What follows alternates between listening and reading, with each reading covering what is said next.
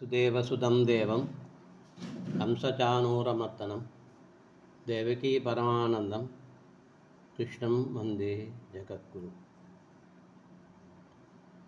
மண்ணில் நல்ல வண்ணம் வாழலாம் வைகளும் எண்ணில் நல்ல கெழிக்கு யாதுமோர் குறைவிலை கண்ணில் அகுதுரும் கழுமல நகர் பெண்ணில் நல்லாளோடும் பிறந்தவை இருந்தது. சதாசிவசமாரம்பம் சங்கராச்சாரிய மத்தியமம் அஸ்மதாச்சாரிய பரியந்தாம் வந்தே குரு பரம்பராம்.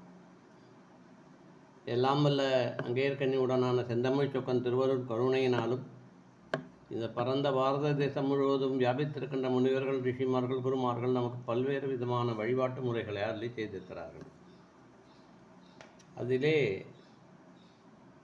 ஒரு முக்கியமான நிகழ்வுதான் இன்றும் நாளையும்.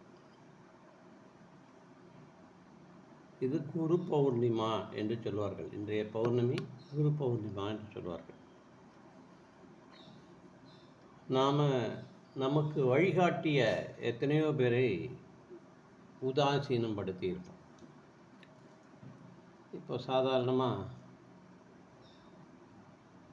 நான் ஒரு 4 வயசில் பரதநாட்டியம் கற்றுக்கிறதுக்காக போனேன். அப்போது எங்கள் வீட்டுக்கு எதிர்த்தாப்பில் இருக்கிற ஒரு வீணை வெங்கட்ராமையர்னு ஒருத்தர், தம்பி பரதநாட்டியம் உனக்கு செட் ஆகாது, அது உனக்கு பொழப்பு கொடுக்காது, நீ வா, நான் உனக்கு வாய்ப்பாட்டு சொல்லித்தரேன் அப்படி. உடனே நான் சொன்னேன், நீங்கள் ஐஸ்கிரீம் சாப்பிடாத, மோர் சாப்பிடாத, தயிர் சாப்பிடாதன்னு சொல்லுவீங்க சார், அதனால் எனக்கு வேண்டாம், இது கொஞ்சம் பரவாயில்ல அப்படி. அந்த ஒரு 5 ஆண்டுகளில் என்னுடைய நினைவு சரியாக இருக்குமே ஆனால் 14/1/1994 தமிழ் சங்கத்தில் என்னுடைய பரதநாட்டியம் அரங்கேற்றியமானது.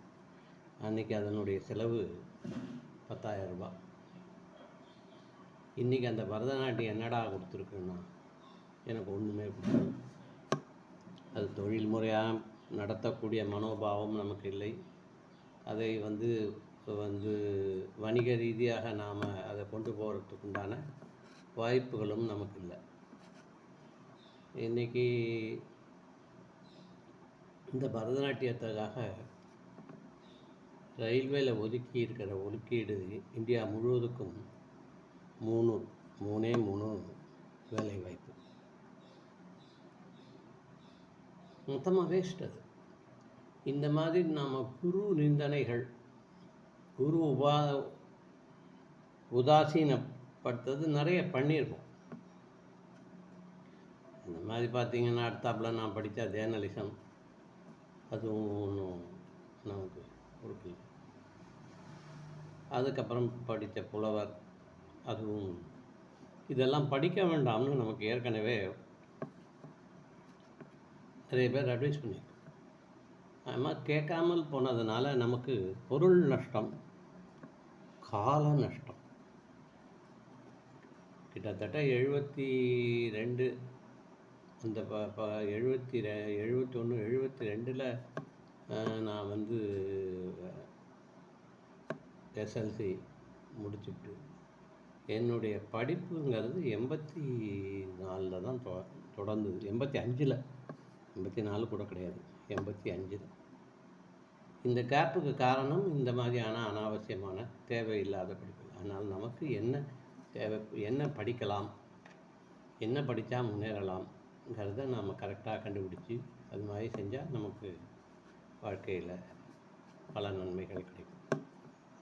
இன்றைய தினம் அந்த மாதிரி நமக்கு வழிகாட்டியவர்கள், அந்த வழியில் நாம் போயிருந்தாலும் சரி, போகலைனாலும் சரி, போயிருந்தால் அவர்கள் போகாமல் இருந்து நாம் அவங்கள உதாசீனப்படுத்தியிருந்தால் கூட இன்றைய தினம் மாலை 8 மணிக்கு பௌர்ணமி வந்துடுறது. யாரால் முடியுமோ பக்கத்தில் இருக்கிற ஏதாவது ஒரு கோயிலில் போய் நாம் அந்த குரு நிந்தனை பண்ணினதற்காகவும் நமக்கு வழிகாட்டிய குரு என்னுடைய நன்மைக்காகவும் ஒரு விளக்கேற்றி நாம் வழிபடலாம்.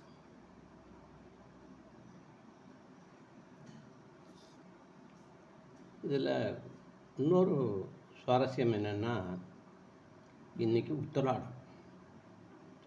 பூராடம் காலையில் கொஞ்சம் நேரம் இருக்குது, பட் இன்றைக்கி உத்திராடம். உத்திராடம்னு பார்க்குற போது அது தனுசு ராசிக்கும் மகர ராசிக்கும் உண்டான நட்சத்திரம். இதில் பாதி அதில் பாதி இருக்கும். தனுசு ராசி என்பது தேவர்களுடைய விடியற் காலை. மகர ராசிங்கிறது காலையில் தேவர்களுடைய பிரம்ம முகூர்த்தம். இந்த ரெண்டும் சேர்ந்த நட்சத்திரம் இந்த உத்திராடம்.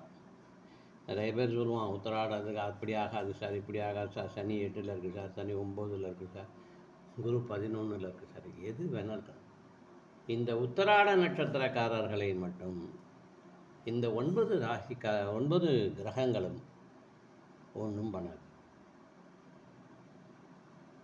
இந்த உத்திராட நட்சத்திரக்காரர்கள் இல்லை, இந்த உத்திராட நட்சத்திரத்தன்னைக்கு நீங்கள் பார்த்தீங்க அப்படின்னா சொன்னால் சூரிய திசையில் இருப்பாங்க. கிருத்திகை, உத்திரம், உத்திராடம். சூரியன் என்ன பண்ணும்? எல்லாவற்றையும் எரித்து விடும். அக்னி பிழம்புது. ஸோ நீங்கள் இன்றைக்கு ஒரு விளக்கு ஏற்றுவதன் மூலமாக உங்களுடைய எதிரிகள், பகைவர்கள், உங்களுக்கு தேவையில்லாமல் இடைஞ்சல் செய்கின்ற நண்பர்கள் எல்லாரிடமிருந்தும் நீங்கள் உங்களை காப்பாற்றிக் கொள்ளுங்கள். ஆகவே இன்றோ இல்லை நாளை காலையிலேயோ இந்த குரு பௌர்ணிமாவையும் இந்த ஜேஷ்ட மாத உத்திராடத்தையும் முன்னிட்டு ஒரு விளக்கேற்றி எல்லாம் வல்ல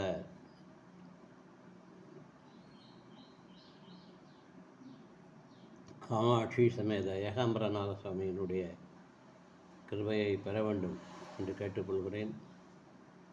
என்னுடைய வழியை தொடர்ந்து என்னுடைய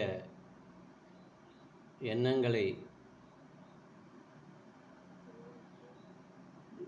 எடுத்து அதன் பிரகாரம் வழிநடத்தி கொண்டிருக்கின்ற எல்லா நல்ல உள்ளங்களுக்கும் என்னுடைய ஆசீர்வாதம். அவர்கள் எல்லா நலன்களும் பெற எல்லாம் வல்ல சுகந்த குந்தலாம்பாள் சமேத கல்யாண மாதுர்புதேஸ்வரரை பிரார்த்திக்கிறேன். ராம் ராம்.